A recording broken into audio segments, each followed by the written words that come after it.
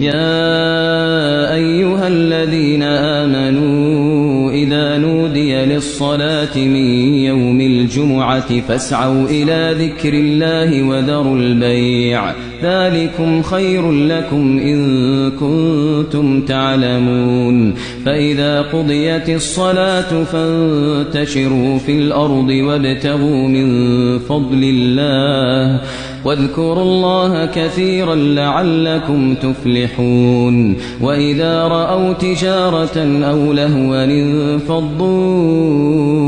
إليها وتركوك قائما قل ما عند الله خير